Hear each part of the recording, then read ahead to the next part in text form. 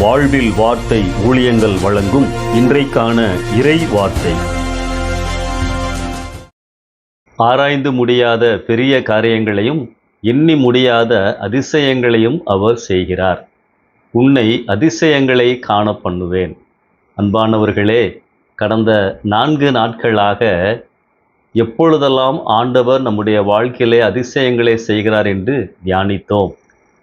பரிசுத்தமான வாழ்க்கை நம்மில் காணப்படும் பொழுது, ஆண்டவரை விசுவாசிக்கின்ற பொழுது, ஆண்டவருடைய வார்த்தைக்கு கீழ்ப்படிந்து வாழும் பொழுது, அவருடைய காரியங்களுக்கு நம்மை அர்ப்பணித்து வாழ்கின்ற பொழுது நம்முடைய வாழ்க்கையிலே அதிசயங்களை செய்கிறார் என்று சொல்லி நாம் தியானித்தோம்.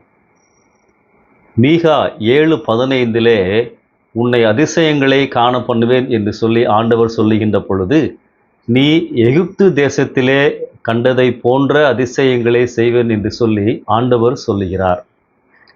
ஆண்டவருடைய அழைப்பு எப்படி வருகின்றது? இந்த வார்த்தைகளை தீர்க்கதரிசியின் மூலமாக ஆண்டவர் சொல்லுகின்ற பொழுது, அவர்கள் ஆண்டவருக்கு தூரமாக இருந்தார்கள், பாவத்திலே இருந்தார்கள், ஆண்டவரை மறந்திருந்தார்கள், கீழ்ப்படியாமல் இருந்தார்கள். ஆண்டவர் என்ன சொல்லுகின்றார்? நீங்கள் மறுபடியும் என்னிடத்திலே திரும்பி வந்தால் உங்களை வாழ வைப்பேன், அதிசயங்களை செய்வேன்.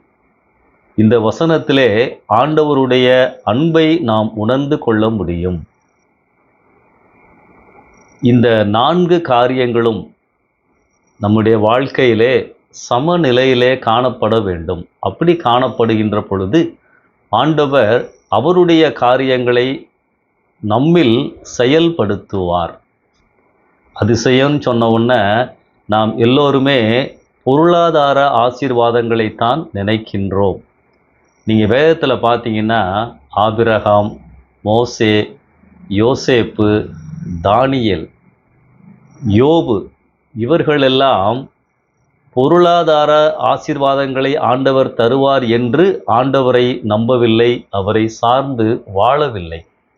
அவர்களெல்லாம் ஆண்டவரை புரிந்து கொண்டிருந்தார்கள், ஆண்டவரை நேசித்தார்கள், ஆண்டவரோடு நெருக்கமாக இருந்தார்கள்.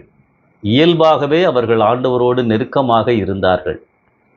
யோபு சொல்கிற வார்த்தையை பாருங்க, நீர் என்னை கொன்று போட்டாலும். அப்போ அதிசயங்கள் என்று சொல்லுகின்ற பொழுது ஆண்டவரோடு தொடர்ந்து வாழ்கின்ற வாழ்க்கை. இன்றைக்கி நம்ம நிறைய பேரை கேள்விப்படுறோம் இல்லையா? எவ்வளவோ பாவிகளாக இருந்தவர்கள், பயங்கரமான குற்றங்களை செய்தவர்கள் எல்லாம் ஆண்டவருடைய பிள்ளைகளாக மாறி பரிசுத்தமாக வாழ்ந்து ஊழியம் செய்திருக்கிறார்கள். இதுதான் அதிசயம். உன்னை அதிசயங்களை காண பண்ணுவேன். 150 வருடங்களுக்கு முன்பதாக, 200 வருடங்களுக்கு முன்பதாக நம்ம நாட்டிற்கு வந்த அயல் நாட்டு மிஷினரிகள், அவங்களுடைய செயல்கள் எல்லாம் மிகவும் போற்றத்தக்கவை. இன்னைக்கு யோசிச்சு பாருங்க, எல்லா ஊர்கள்லேயும் ஆஸ்பத்திரிகள், பள்ளிக்கூடங்கள், கல்லூரிகள், பிரம்மாண்டமான கட்டிடங்கள், எவ்வளவு இடங்கள். இன்னைக்கு மிஷினரிகள் ஆண்டவரால் உருவாக்கின பள்ளிக்கூடங்கள், கல்லூரிகள் மூலமாக தினமும் எத்தனை பிள்ளைகளுக்கு ஆண்டவருடைய வார்த்தைகள் போகிறது? அதிசயம். அப்போ ஆண்டவர் ஊழியத்தின் காரியங்களிலும் அதிசயங்களை செய்கிறவர் என்பதை நாம் அறிந்து கொள்ள வேண்டும். அன்பானவர்களே, எப்பொழுதெல்லாம் இந்த வசனத்தை நீங்கள் நினைக்கிறீர்களோ, எண்ணி முடியாத, ஆராய்ந்து முடியாத காரியங்களை செய்கிறவர், அதிசயங்களை செய்கிறவர் என்று நினைக்கிறீர்களோ, பொருளாதார ஆசீர்வாதத்தை மாத்திரம் நாம் நினைக்க வேண்டாம். ஆண்டவர் என் ஊழியத்தின் பாதையிலும், இந்த நாட்டிலும், எல்லா இடங்களிலும் அவருடைய விருப்பங்களை செய்ய முடிந்தவர் என்பதை நாம் அறிந்து கொள்ள வேண்டும். வழிகள் திறக்கப்படும், வழிகள் உருவாக்கப்படும், வழிகள் தென்படும். இதை நாம் மனதிலே வைத்து கொள்ள வேண்டும்.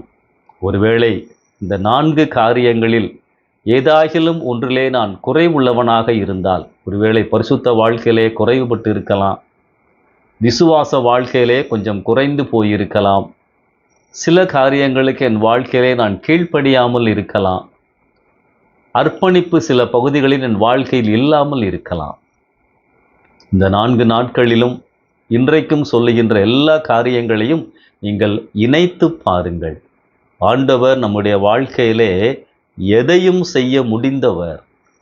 பொருளாதார ரீதியிலும் நம்மை ஆசீர்வதிப்பதிலே ஆண்டவரால் முடியும்.